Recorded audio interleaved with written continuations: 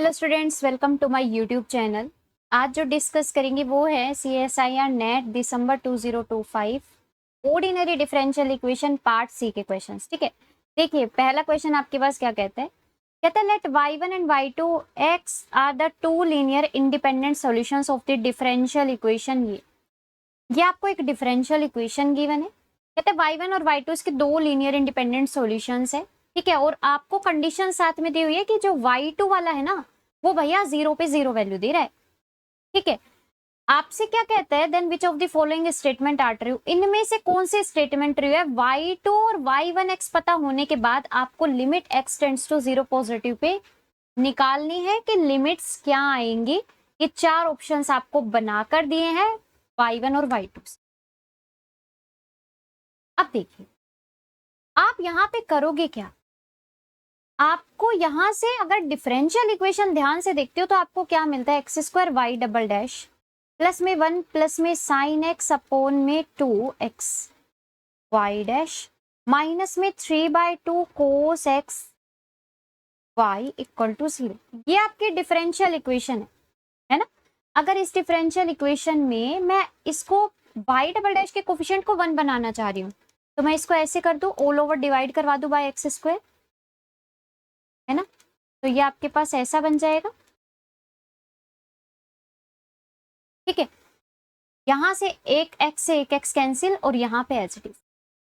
तो आपको पता है कि यहाँ पे जो x इक्वल टू 0 आ रहा है वो आपका एक्चुअल में सिंगुलर पॉइंट है। क्यों? क्योंकि आपका ना तो अगर आप इससे कंपेयर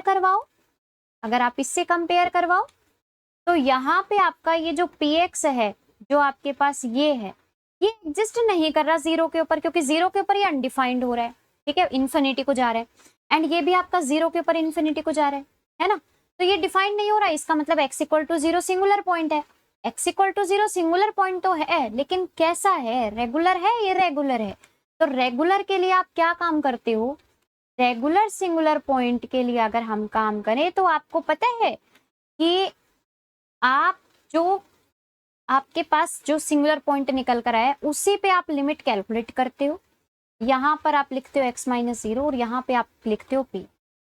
एंड सेम तरीके से आप यहाँ पे काम करते हो qx के लिए, लेकिन यहाँ पे आपके बार स्क्वायर आ जाता है x माइनस 0 का होल स्क्वायर इंटू qx। ये दोनों के दोनों आपके पास एग्जिस्ट करनी चाहिए, दोनों के दोनों आपके पास एग्जिस्ट करने चाहिए। ठीक है, अब अगर ये दोनों आपके पास एग्जिस्ट करते हैं तो आप बोलते हो कि आपका जो आप जिस पे लिमिट कैलकुलेट कर रहे हो वो आपका रेगुलर सिंगुलर पॉइंट। ठीक है, और ये जो वैल्यूज निकल कर आती है, इनकी जो वैल्यू निकल कर आएगी, यहां से हमारे पास इंडिशियल इक्वेशन बनती है और उस इंडिशियल इक्वेशन के जो रूट्स आते हैं वही आपके बताते हैं कि आपका जो सॉल्यूशन होगा वो किस टाइप का हो। ठीक है, अब यहाँ पे एक चीज है कि जैसे आपको बोला है कि आपका y1 और y2 इसके दो सॉल्यूशंस है, लीनियर इंडिपेंडेंट सॉल्यूशंस आपको दिए गए हैं। ठीक है, दूसरी बात आपको x इक्वल टू 0 एक रेगुलर सिंगुलर पॉइंट मिल गया। जब भी हमें रेगुलर सिंगुलर पॉइंट मिलता है तो हम वहां पे काम करते हैं सीरीज सॉल्यूशन से। अब सीरीज सॉल्यूशन से काम करेंगे तो हमें पता है कि जो हमारा y निकल कर आएगा, जो हमारा सॉल्यूशन निकल कर आता है वो इस टाइप का होता है। मैं पहले बता देती हूँ ये, और अंदर आपके पास x की फॉर्म का कोई फंक्शन आता है और जो इनफाइनाइट चलता है। ठीक है, प्लस में x की पावर r2 और यहाँ पे भी आपका कोई एक फंक्शन चलता है x का। इसको मैं बोल सकती हूँ कि ये आपका कोई, आप इसको मान लो px नहीं, ये आप ux मान लो इसको, और यहाँ पे आप vx। यहाँ पे जो ux और vx होते हैं ना, ये आपके x की पावर यहाँ पे रहती है वो हमेशा पॉजिटिव रहती है, कभी भी आपको नेगेटिव देखने नहीं मिलेगी। जो भी नेगेटिव देखने मिलेगी वो ऑलरेडी बाहर आ चुकी है। ठीक है, यहाँ पे भी आपको x की पावर हमेशा पॉजिटिव देखने मिलेगी, कभी भी नेगेटिव देखने नहीं मिलेगी। ठीक है, अच्छा अब यहाँ पे बात है कि ये R1 और R2 होते क्या है। ये R1 और R2 आपके पास होते हैं क्या, रूट्स ऑफ इंडिशियल इक्वेशन। अब इंडिशियल इक्वेशन क्या होती है, इंडिशियल इक्वेशन आपके पास होती है r into are minus plus में px small px r plus में small Q X equal to 0। ये आपके पास जो होती है ये आपकी इंडिशियल इक्वेशन कहलाती है जी। ये आपके पास क्या होती है? इंडिशियल इक्वेशन कहलाती है। ठीक है, अब यहाँ पे ये जो इंडिशियल इक्वेशन है इसके जो रूट्स निकल कर आएंगे वो ये R1 और R2 होंगे। अब इंडिशियल इक्वेशन कैसे निकलेगी? Px और Qx क्या है? Px आपके पास है limit x tends to 0 x into capital Px, और Qx आपके पास है limit x tends to 0 x square Qx। इनकी जो लिमिट्स आएंगी वो आपके पास small px and small qx का काम करेगी। आप यहाँ पे पुट करोगे और इंडिशियल इक्वेशन बनाओगे, इसके रूट्स कैलकुलेट करोगे। वो जो रूट्स आएंगे वो यहाँ पे आपके y के सॉल्यूशन में लिखे जाएंगे, है ना। अच्छा, अब यहाँ से अगर मैं px देखूं तो मेरे पास क्या आएगा? Limit x tends to 0 x, capital px क्या है? कैपिटल px आपके पास था 1 प्लस में साइन x अपॉन में 2x, x से x cancel, limit x tends to 0 पे इसकी वैल्यू 1/2। सेम तरीके से अगर आप qx के ऊपर काम करोगे तो ये आपके पास आएगा x स्क्वायर। qx क्या था? कैपिटल qx माइनस का 3/2 cos x अपॉन में x स्क्वायर। इसकी वैल्यू कितनी आएगी? x स्क्वायर से x square cancel, limit x tends to 0 पे इसकी वैल्यू माइनस का 3/2 आ गई।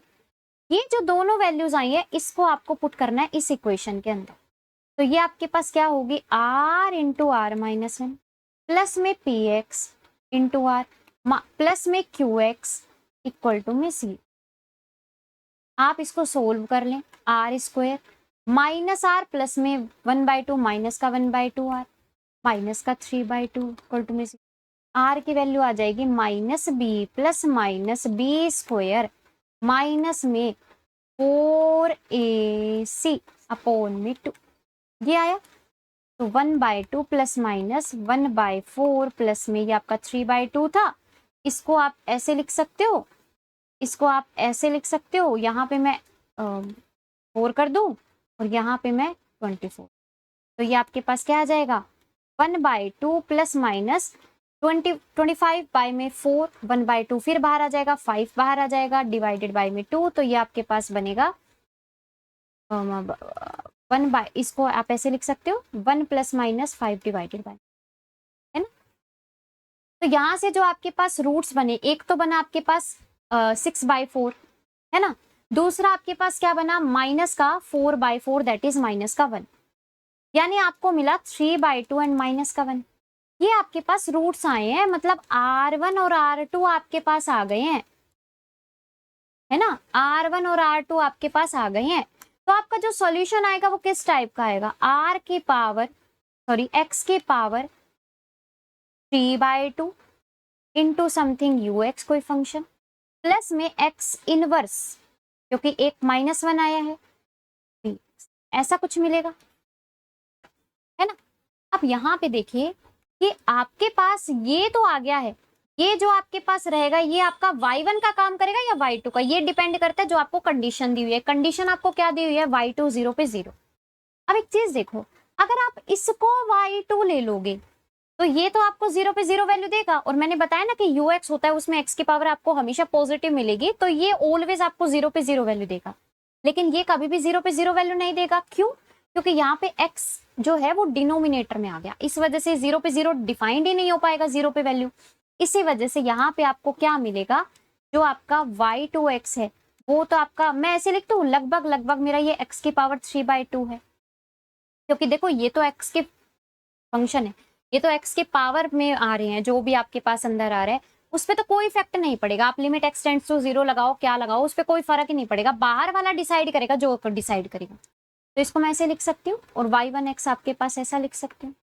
मेरे पास अब ये आ गए लगभग x की पावर 3/2 और x इनवर्स, ये मेरे पास y1 और y2 आ गए।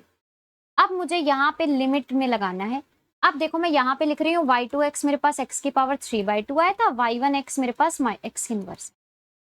यहाँ पे आप पुट कीजिए y2x डिवाइडेड बाय में x स्क्वायर y1x क्या है, y2x क्या है, डायरेक्ट रख दो, y2x आपके पास ये है, y1x आपके पास x इनवर्स है।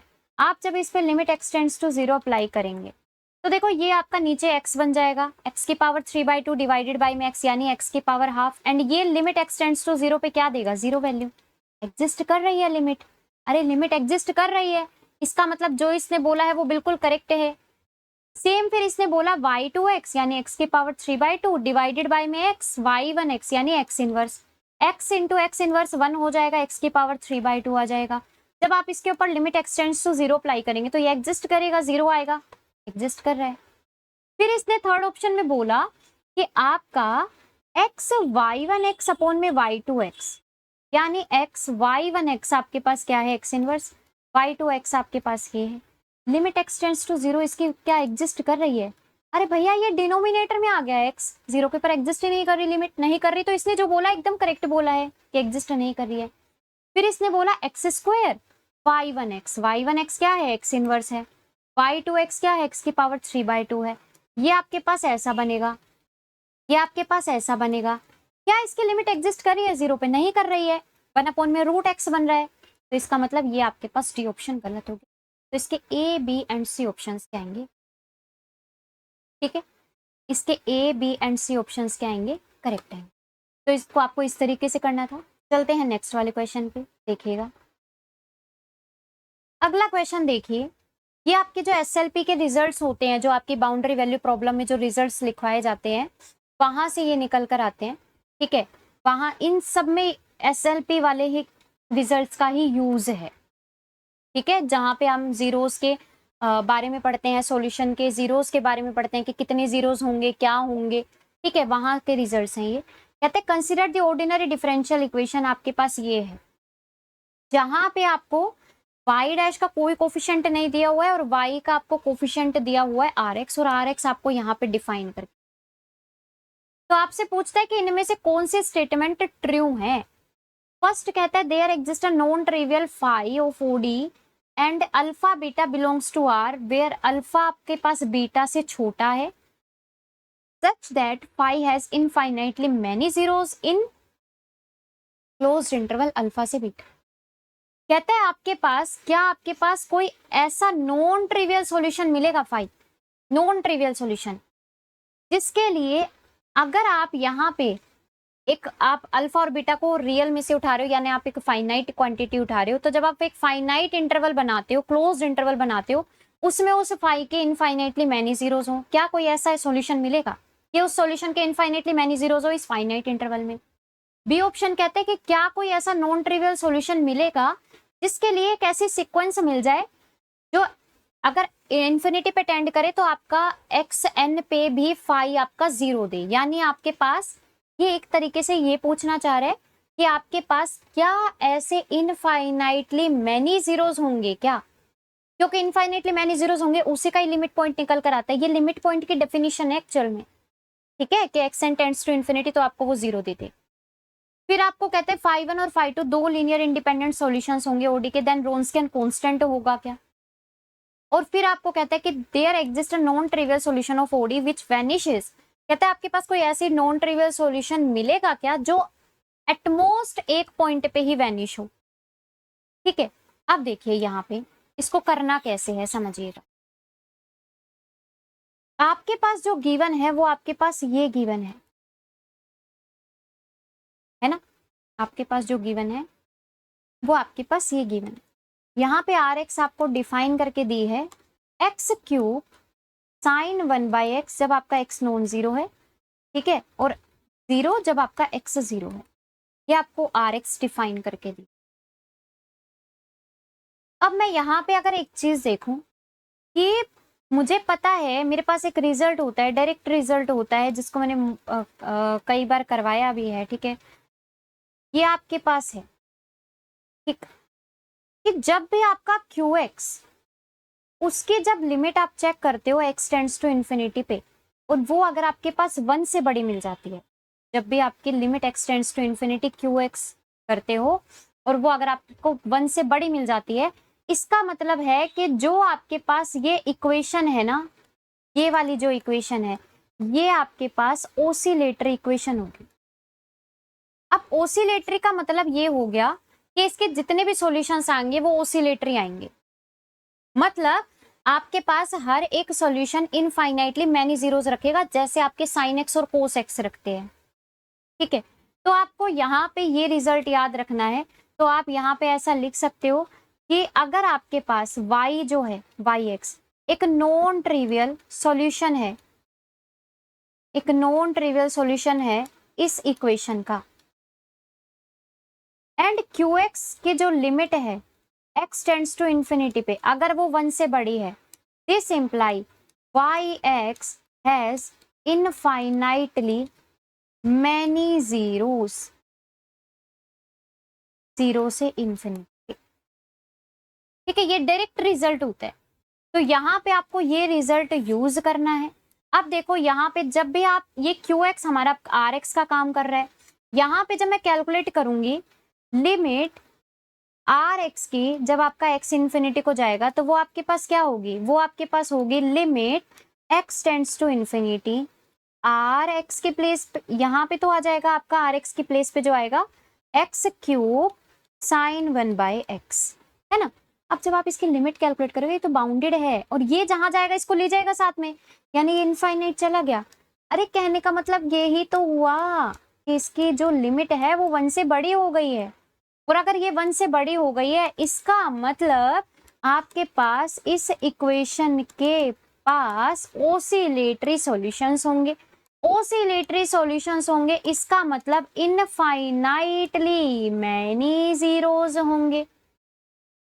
अब अगर इनफाइनाइटली मैनी जीरोस हो गए इसमें, इसका मतलब क्या हुआ, पक्का आपके पास कोई ऐसी सीक्वेंस मिलेगी जिसको आप इन्फिनिटी टेंड करवाओगे। मानो आपके पास इसका जो सॉल्यूशन है वो फाई है, ठीक है, इसका जो सॉल्यूशन है वो फाई है, तो फाई के पास इनफाइनाइटली मैनी जीरोस होंगे, है ना। अब मुझे पता है कि अगर कोई भी इनफाइनाइट सेट होता है उसका पक्का एक लिमिट पॉइंट एग्जिस्ट करता है, तो यहाँ पे पक्का आपके पास एक ऐसी सीक्वेंस मिल जाएगी कि आप जब इसको इन्फिनिटी टेंड करवाओगे तो वो भी आपको क्या देगी, एक्सएन पे 0। क्यों, क्योंकि आपके पास यहाँ पे जो हमने जीरोस का कलेक्शन बनाया, मान लो आपके पास ये आपका जीरोस का कलेक्शन है, ठीक है। अब ये इनफाइनाइट है, मुझे नहीं पता ये कहां तक जा रहा है क्योंकि इसके पास इनफाइनाइटली मैनी जीरोस है। तो यहाँ पे आपके पास इनफाइनाइटली मैनी जीरोस है, पक्का इसका एक ना एक लिमिट पॉइंट तो जरूर मिलेगा। और लिमिट पॉइंट जब आपके पास जो सीक्वेंस मिलेगी आप इन्फिनिटी टेंड करवाओगे तो पक्का वो लिमिट पॉइंट पे भी तो 0 वैल्यू ही देगा। कहने का मतलब आपके पास इस सीक्वेंस का एक लिमिट पॉइंट एग्जिस्ट करेगा और वो लिमिट पॉइंट के ऊपर भी तो 0 वैल्यू ही देगा। अरे जब सबके ऊपर दे रहा है तो लिमिट पॉइंट के ऊपर भी देगा। तो यहाँ पे आपके पास क्या होगा, ये पक्का एक सीक्वेंस ऐसी रखेगा जिसकी वजह से उसका लिमिट पॉइंट आपके पास निकल कर आए। तो यहाँ पे ये स्टेटमेंट करेक्ट होगी। इसी से आपका डी ऑप्शन गलत हो जाएगा क्योंकि अभी हम करके आए हैं कि इसके पास इनफाइनेटली मैनी जीरोस रखेगा, लेकिन ये बोल रहा है कि आपके पास सिर्फ एक ही पॉइंट पे वैनिश होगा, यानी एक ही पॉइंट पे वो 0 रखेगा, लेकिन यहाँ पे तो इनफाइनेटली मैनी जीरोस रख रहा है सॉल्यूशन, तो इसका मतलब डी ऑप्शन गलत। अब चलते हैं ए एंड सी ऑप्शन। अगर मैं ए ऑप्शन की बात करूं, कहता है there exist a non trivial solution phi of ODE. आपके पास कहता है कि एक नॉन ट्रिवियल सॉल्यूशन एग्जिस्ट करेगा क्या, जहां पे इस फाइनाइट इंटरवल के ऊपर उसके पास इनफाइनाइटली मैनी जीरोस। अब ये तो आपके पास रियल एनालिसिस उठा लो, चाहे आप ओडी उठा लो, चाहे आप कॉम्प्लेक्स उठा लो, आपको एक चीज पता है कि जहां पे कॉम्पैक्ट सेट की बात आती है या कॉम्पैक्ट इंटरवल की बात आती है वो आपके पास एक फाइनाइट लेंथ का इंटरवल हो जाता है, और फाइनाइट लेंथ के इंटरवल में ज्यादा से ज्यादा जो जीरोज होते हैं, आपके जो जीरोज होते हैं वो आइसोलेटेड होते हैं, और इसी वजह से वहां पे वो फाइनाइट हो जाते हैं। चाहे आप रियल उठा लो, चाहे आप ओडी उठा लो, चाहे आप कॉम्प्लेक्स उठा लो, ये तो आपको पता है कि जो भी आपके पास जीरोस निकल कर आएंगे वो आइसोलेटेड होते हैं। और अगर आइसोलेटेड होते हैं और फाइनाइट इंटरवल की बात कर रही हूँ तो वहां पे तो वैसे ही जीरोस फाइनाइट मिलेंगे, तो इसलिए इसने बोला इनफाइनाइटली मैनी जीरोस, गलत।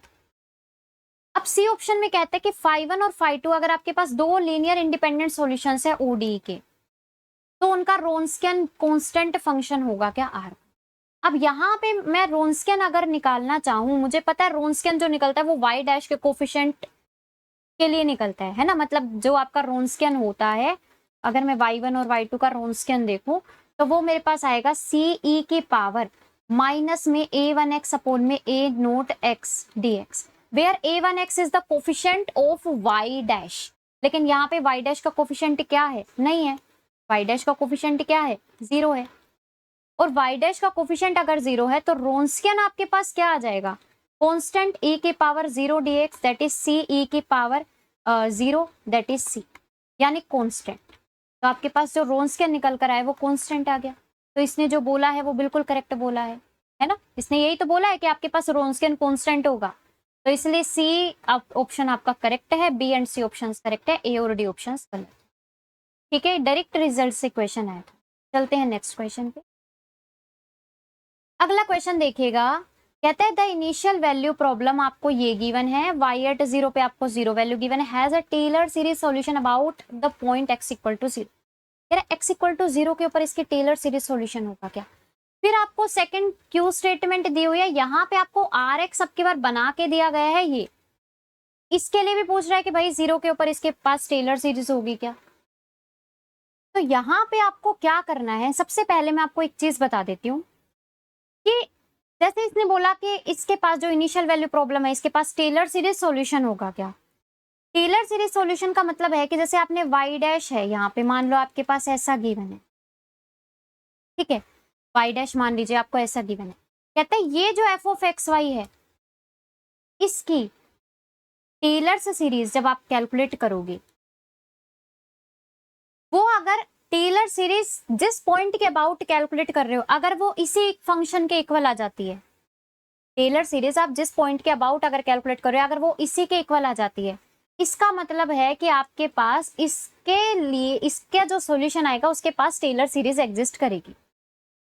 क्या बोला मैंने बोला कि मान लो आपके पास ये जो फंक्शन है इसके जब आप टेलर से सीरीज निकालते हो, अब ये जो फंक्शन आपको मिलेगा जरूरी नहीं है ये एक्स और वाई में एकदम जिसको बोलते हैं ना कि होमोजीनियस फंक्शन मिलेगा, नहीं, सेपरेट मिलेगा। ठीक है, आपके पास ऐसा हो सकता है कि आप इसको इस टाइप से लिख पाओ, ठीक है, कोई ऐसा समथिंग। ठीक, तो यहाँ पे जब आप इनकी टेलर से सीरीज निकालोगे, टेलर से सीरीज निकालने के बाद अगर वो टेलर सीरीज जिस पॉइंट के अबाउट निकाल रहे हो अगर वो इसी फंक्शन को ही रिप्रेजेंट करे वापिस से, तो आप बोलोगे कि इसके पास टेलर सीरीज सॉल्यूशन है। और अगर ऐसा ना करे तो आप बोलोगे कि इसके पास टेलर सीरीज सॉल्यूशन नहीं है।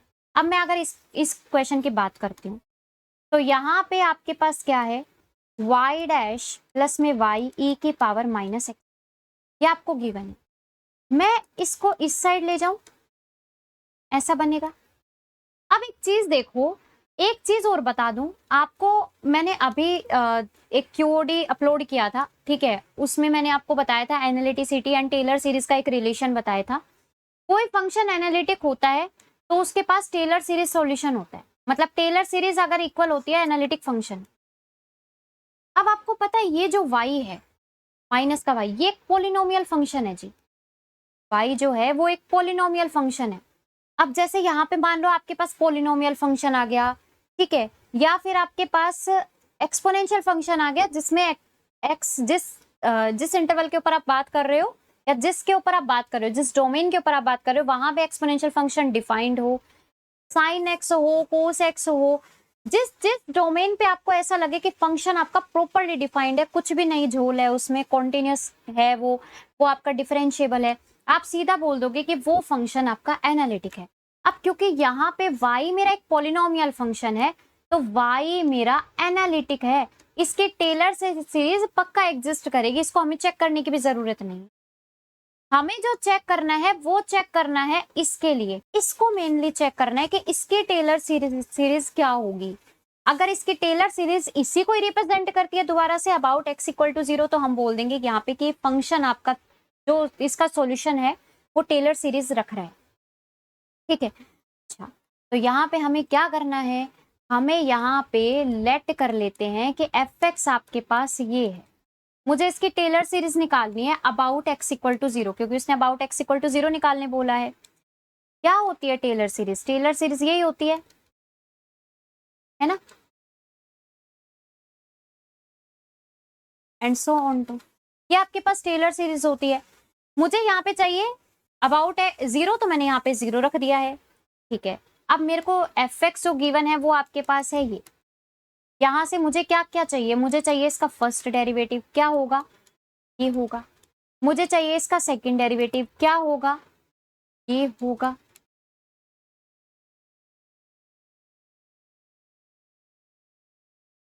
है ना, ये होगा। इसी तरीके से आप तीसरा डेरिवेटिव निकालोगे एंड सो ऑन, तो चलता जाएगा।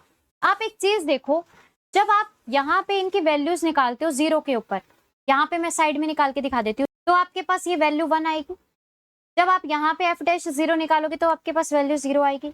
जब आप यहाँ पे एफ डबल डैश 0 के ऊपर काम करोगे तो आपके पास वैल्यू कितनी आएगी, माइनस का 2 आ जाएगी। है ना, अगेन आगे आप काम करते जाओगे तो आपको कुछ ना कुछ वैल्यूज मिलती जाएंगी। यहाँ पे जब आप इसको टेलर सीरीज के अंदर पुट करोगे, जो मेरे पास टेलर सीरीज थी वो क्या थी, एफ एक्स। यहाँ पे आपका था एफ ऑफ 0, एफ ऑफ 0 की वैल्यू कितनी है, यहाँ पे रख दीजिए 1, प्लस में एक्स एफ डैश 0, आपके पास वैल्यू कितनी है 0, एक्स स्क्वायर अपॉन में 2 फैक्टोरियल, एफ डबल डैश के ऊपर वैल्यू कितनी है, -2 आई थी, एंड सो ऑन टू। आप यहाँ पे देखो, ये जो आपका रिप्रेजेंट हो रहा है, ये एक्चुअल में जब आप आगे भी कैलकुलेट करोगे, आप यहाँ पे फोर्थ डेरिवेटिव भी कैलकुलेट करोगे तो आपको यहाँ पे ऐसा कुछ मिल जाएगा। ये आपके पास है क्या एक्चुअल में, ये e के पावर -x² का ही तो एक्सपेंशन है। यानी जो आपके पास टेलर्स सीरीज थी, किसकी, fx की, किसके इक्वल हो गई, fx के इक्वल ही हो गई। जब भी टेलर्स सीरीज किसी फंक्शन की उस फंक्शन के इक्वल ही हो जाती है तो आप बोलते हो कि इसके पास टेलर्स सीरीज सॉल्यूशन है। तो यहाँ पे आपके पास क्या होगा, इस इक्वेशन के पास ये फंक्शन एनालिटिक हो गया, ये भी एनालिटिक हो गया, क्योंकि इसके पास टेलर सीरीज, वही जो टेलर सीरीज है इसकी, वो इस फंक्शन को ही रिप्रेजेंट कर रही है। दोनों के दोनों जब एनालिटिक, इसका मतलब इसके पास टेलर सीरीज सॉल्यूशन पक्का होगा। ठीक है, ये आपके पास एक डायरेक्ट रिजल्ट होता है। तो यहाँ पे इसके पास टेलर सीरीज होगा तो पी आपकी स्टेटमेंट एकदम करेक्ट आ गई, तो पी स्टेटमेंट आपकी ट्रू है, तो बी फॉल्स। अब बात करते हैं क्यू स्टेटमेंट। क्यू स्टेटमेंट में जो उसने बोला है वो आपको ऐसा बोला है, और आर एक्स उसने डिफाइन करके दिया है। अब आर एक्स है क्या, आर एक्स आपको डिफाइन करके दिया है कि भैया क्या है, ई की पावर माइनस -1 बाई में x², जब x आपका नॉन जीरो है और जब आपका x 0 है तब आपका 0 दिया हुआ है। ये आपको आर एक्स डिफाइन करके दिया गया। ठीक है, मुझे यहाँ पे फिर पूछ रहा है कि टेलर सीरीज सॉल्यूशन रखेगा, तो मुझे चेक करना है कि ये एनालिटिक है और ये दोनों एनालिटिक होने चाहिए। अब एनालिटिक के लिए हमें इसको तो पता है क्योंकि ये तो पॉलिनोमियल फंक्शन है, इसको हमें चेक करना है कि एनालिटिक है या नहीं है। एनालिटिक के लिए वही आपको चेक करना है कि इसकी जो टेलर सीरीज निकल कर आएगी अबाउट x = 0, क्या वो इस आर एक्स को ही रिप्रेजेंट कर रही है। तो उसके लिए मैं काम कर रही हूँ। देखिए, आपके पास आर एक्स है, मुझे क्या चाहिए, मुझे टेलर्स सीरीज चाहिए आर एक्स की। ठीक है, मतलब मुझे टेलर सीरीज चाहिए इसकी अबाउट x = 0। तो उसके लिए क्या करते हैं, उसके लिए आपके पास आर एक्स है, आपको चाहिए आर डैश एक्स। क्या होगा आर डैश एक्स, माइनस में माइनस माइनस प्लस हो जाएगा, ऐसा निकल कर आएगा, है ना। फिर आप आर डबल डैश एक्स करोगे तो 2/x³ as it is, 2/x³ as it is, e की पावर -1/x² प्लस में यहाँ पे आपका हो जाएगा माइनस का 6 अपॉन में x की पावर 4 e की power minus, and so on to, आगे भी करते रहोगे, है ना। तो यहाँ पे मुझे वैल्यूज क्या चाहिए, किसके ऊपर चाहिए, 0 के ऊपर, क्योंकि टेलर सीरीज निकालनी है। 0 के ऊपर जब आप वैल्यू रखेंगे तो e की power -x² that is -1 upon में 0, तो ये आपके पास e की पावर -∞ 0 बन जाएगा। आप जब r डैश एट 0 निकालेंगे तो ये आपके पास, देखो एक चीज बता दूं, इसकी स्पीड तेज है, इसकी स्पीड कम है। हालांकि यहाँ पे आप स्पीड से अगर ना जाओ, आप क्या बोलते हैं, लोपिटल रूल जो जिसको बोलते हैं, आप वो भी अप्लाई कर सकते हो, है ना। तो उससे भी आपको, क्योंकि फाइनाइट पावर रख रहा है, तो एक टाइम के बाद इसका डेरिवेटिव आपके पास क्या हो जाएगा, 0 बन जाएगा डिनोमिनेटर में। तो ये ऑलवेज आपका क्या बनेगा, ऊपर वाले के ऊपर डिपेंड कर जाएगा। ऊपर वाला क्या हो रहा है, 0 के ऊपर 0 वैल्यू दे रहा है। फिर आप r डबल डैश 0 निकालोगे, अगेन ये फिर 0 आ जाएगा, क्योंकि फाइनाइट पावर रख रहा है नीचे, इसकी स्पीड कम है, इसकी स्पीड तेज है, जहां जाएगा साथ में ले जाएगा। 0 पे जा रहा है, 0 पे ले जाएगा। ये भी आपका फाइनाइट पावर रख रहा है, 0 पे जाएगा, 0 पे ले जाएगा, लिमिट 0। आगे जितने भी आएंगे ना, तीसरा डेरिवेटिव उठा लो वो भी 0, फोर्थ डेरिवेटिव उठा लो वो भी 0, सारे के सारे 0। इसका मतलब यहाँ पे जो टेलर सीरीज आपके पास निकल कर आएगी वो आपके पास क्या आएगी, आर एक्स की अगर टेलर सीरीज आप निकालोगे, सारे के सारे जब कोफिशिएंट्स जीरो हैं, मतलब जो आपके पास ये डेरिवेटिव्स निकल कर आए जीरो के ऊपर वो सारे जीरो हैं, तो ये आपके पास पूरी जीरो नहीं निकल जाएगी क्या? लेकिन मेरे को तो ये था कि Taylor's series of f x r x, वो मेरे पास आर एक्स को रिप्रेजेंट करे तो ही मैं बोलूंगी कि आर एक्स मेरे पास क्या है, आर एक्स मेरे पास एनालिटिक है, तभी बोला जाएगा। अब यहाँ पे मेरे पास Taylor series of R X is not equal to R X, क्यों? क्योंकि ये तो आपके पास जीरो आ गई और आर एक्स तो आपके पास ये है, तो जीरो कहाँ इसके इक्वल है, इसके इक्वल थोड़ी ना है जीरो, जीरो इसके इक्वल थोड़ी ना है। और जीरो जब इसके इक्वल नहीं होगा उस केस में आप बोलोगे कि ये आपका एनालिटिक नहीं है, और अगर एनालिटिक नहीं है तो ये आपका नॉट एनालिटिक है, और जब भी आपके पास एनालिटिक नहीं होगा तो इसके पास टेलर सीरीज सॉल्यूशन नहीं निकलेगा, क्योंकि टेलर सीरीज सॉल्यूशन तो तभी निकलता ना जब ये आपका टेलर सीरीज रखता, ये रख ही नहीं रहा है, ठीक है, क्योंकि प्रॉपर जीरो बन जा रहा है, लेकिन इसके ये आर एक्स तो जीरो नहीं है, इसी वजह से यहाँ पे टेलर सीरीज सॉल्यूशन एग्जिस्ट नहीं करेगा, और इसी वजह से यहाँ पे जो आपकी क्यू स्टेटमेंट है वो आपकी फॉल्स है, तो यहाँ पे बी एंड सी ऑप्शंस गलत आएंगे और ए और डी ऑप्शंस करेक्ट हैं, ठीक है। तो ये आपके पास था, ये आपके पार्ट सी के क्वेश्चंस थे, ठीक है, ऑर्डिनरी डिफरेंशियल इक्वेशन के। आई होप आपको अच्छे से समझ में आए होंगे। Okay, thank you very much.